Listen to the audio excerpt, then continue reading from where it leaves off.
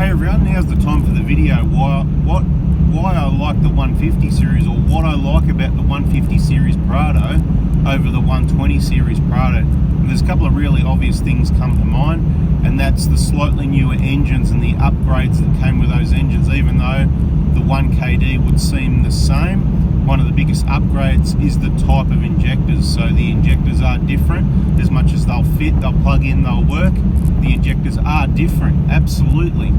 The V6 engine is different as well, so I'm not sure how to word it, like the second generation, if you like. In 2009, the 1GR, it changed to the dual variable valve timing. Instead of just on the, was just on the inlet or whatever, it's on the inlet and the exhaust, so that's a more efficient engine. It's going to develop a bit more power. Of course, either engine could be tuned anyway, so it doesn't really matter about the power and the torque, because you could make a few changes, help it breathe a little bit better, like you do on most petrol engines, you know, extractors, air intakes, blah blah blah, whatever, different spark plugs and some tuning, and really turn it into a rocket ship. And you're probably not going to have any issues with it as long as you keep all the maintenance, oil changes up to date. Oil changes, clean air are obviously number one, and keeping the plugs and the coils all in check. So important to check out those coils when you do your spark plugs. But it's not about servicing a 1GR. Also the 1KD in the 150 Prado. We'll get to the 1GD after. The 1KD, it's got newer injectors, they're much better. Now, just because you've got a 2009 1KD 150 Prado, don't think you're in the safe boat. The injectors are different to what's in the 120 series. That's when they changed on the Prados. Hilux changed about the same date, September 09, but we're not talking about Hiluxes. In the Prado, it's simple. It's 120 Prado, 150 Prado. That's where the injectors change. There is different other injectors as well, but this is the main change, and I'm not going to go on about it too long. If you want more info, check the injector information playlist on our YouTube channel for more information. And basically, long story short, although they're different, the early ones were not fully DLC coded, right? So even the 120 injectors, some of them had some coatings on some parts after time.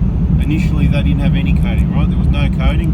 Then the coating came on. There's three main wearing components in the injector, which I'm going to also mention that they don't get replaced in the remanufactured injectors, right? Now it depends which remanufacturer. There's different brands, and it's all really confusing, which is why people just, you know what, get the new injectors from me. They're brand new, genuine, fresh, with all the components you need in the videos to back up the VIP group and all that. And I think that pretty well covers the injectors, right? But from manufacturing in 2010, it was on and off to where what we call full DLC, because that's all three components with the DLC coating, which I'm not going to waste time going into. Again, check the injector information playlist if you want more info.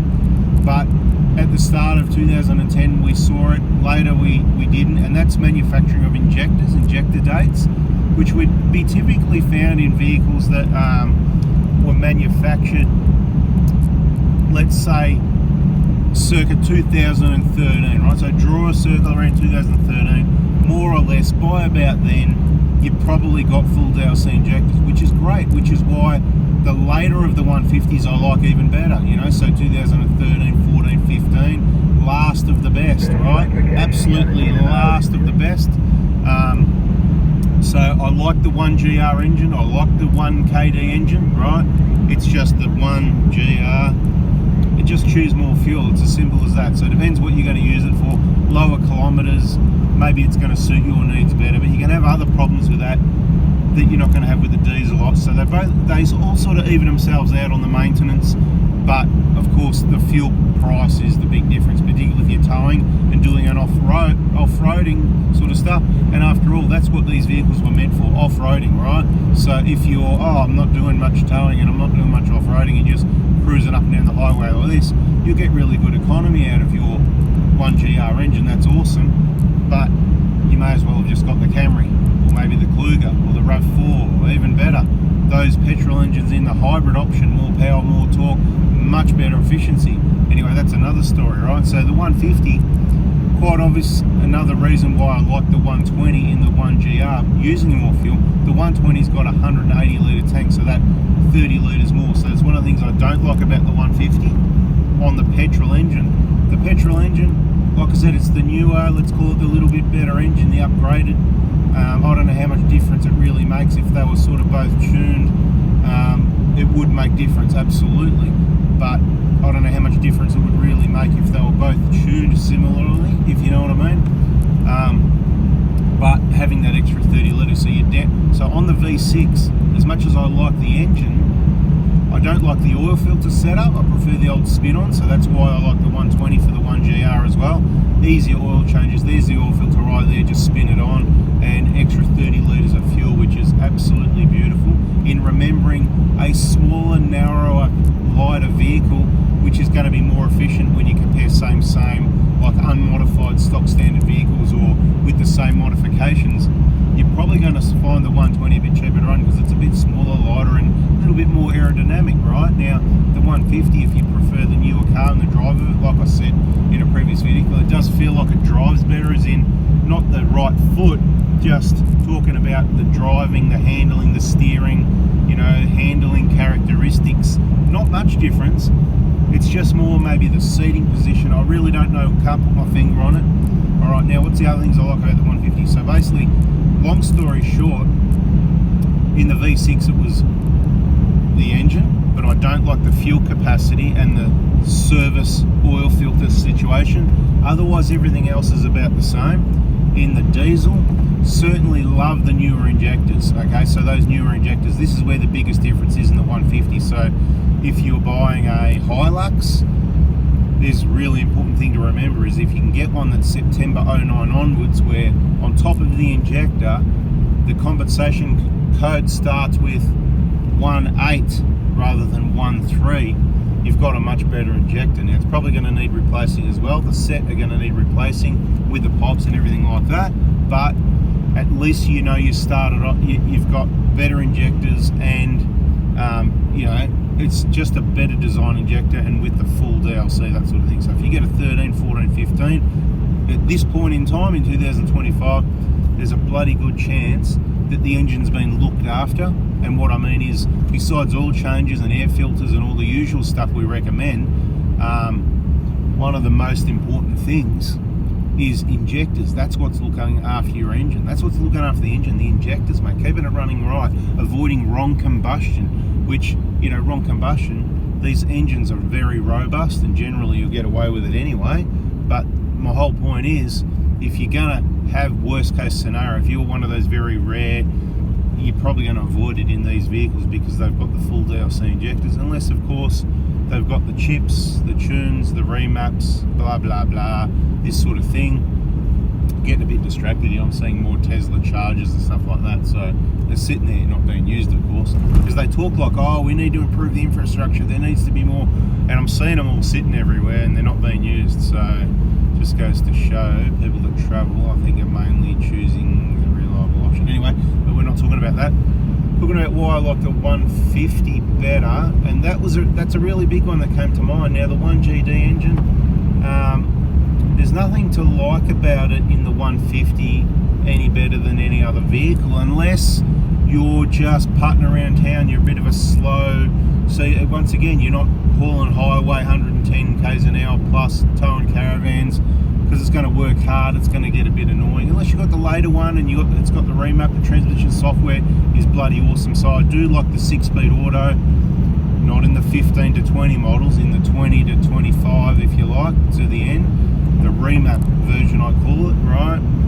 Not that you can feel the power, but you can feel the torque and the transmission software. That 6-speed auto and the software on the highway, I love it. So I don't think I hate 1GDs completely. I love the way they've tuned it with that torque and the transmission software, but I don't like the 15 to 20 because, to be quite honest, this old 120 Prado heavy blows away 1GDs. You know, whatever power they're meant to have and stock standard and whatever, I'll race you anytime you like. So whatever, let's not go there, right? Because, you know what, I don't like, it's all bad news. And then you've got your timing chain problems, your DPFs and your EGR cooler problems and that. So you know already I'm not a fan of that engine for longevity. It is very efficient though when you're traveling at speeds under 100. So the 60, 70, 80k zone, it can be very efficient. if you're not going far from home and you're prepared to risk the reliability. It's probably good in a Hilux, probably good in a Fortuner. It'll be okay in a Prado. Let's call it a light duties engine. Now I know a lot of people do heavy towing with it, and we have seen these engines towing caravans on the back of tow trucks at 30,000 k's. Whatever went wrong there needed a new engine. I've found people myself on the side of the road, yep, 100,000 k's needed a new engine. So it does happen. These are just a few cases. I'm sure there's many more. I've got my friends at the scrap metal that sent me a picture of a 1G engine at the scrap metal many years ago. So we worked out that it was probably a 2017 engine. It was pretty shiny. It wasn't very old. So there's certainly a lot of engine failures that you don't know about. So the 1GD engine is not a reason that I like a 150 Prado better, let me be clear, but for some people that engine will be more suitable, and I still think it's a very good engine overall. It's just a lot of the gear that's bolted onto it, and maybe some of the service program when you've got a lot of EGR flow and soot loading in your oil and it's trying to lubricate that timing chain. Maybe there's something going on there. I'm not the expert on it, but usually my thoughts like that are pretty well bang on the money. We knew there'd be DPF problems. Let's not talk about that because you've got a 10-year warranty on your DPF. I don't know what you're going to do after 10 years. Is Toyota's a 10-year plan? No, they're not, are they? They're a 20-year. I'm driving a Toyota now that's, 08. It's 25 coming, so what's that? It's a 17-year plan at the moment, and it's my most reliable chosen vehicle for outback trips when I want reliability, you know. Now I'm going to work on that 2013 150 we've got into making that more reliable than this. If you want to see what I'm going to do, stay tuned, subscribe, turn the bell on, because bada bing, bada boom. Yes, there was only a few things I like more about the 150, wasn't there? Yeah. The newer injectors for the 1KD, and I think the other things are things I don't like. The newer engine for the 1GR, which not many people purchased because they couldn't afford the fuel. There's just not many of them out there on the road. As the years went by, they thinned right out to 2015 where they went, well, you know what? Everybody's buying the 1KD diesel, so when we bring out this 1GD, let's not bother with the 1GR. Even though the engine was still continued and it was available. It was available, it's just TMCA, you know, the Australian model, Australian Toyota. They just make choices on what we get here in Australia that's different to the rest of the world. So as much as you're buying a quality made in Japan Toyota, you're sort of trusting these Aussie Toyota people that I think are focused on profits more than anything else, unfortunately, to choose the right vehicles and engines for you. And perhaps, I don't know, I've heard that we're the only ones that have got this silly strap-on hybrid system on the 250. Well, you know, is that a good idea? So far, so good? No, I didn't think so, right? So, seen a few out on this trip. I've probably seen, yeah, good half a dozen or 10 cars, a couple of them towing, most of them not. You know, good luck to them, all the best, and hope you like your Jeep Range Rover. Bada bing, bada boom, people. Catch you in the next video. See ya.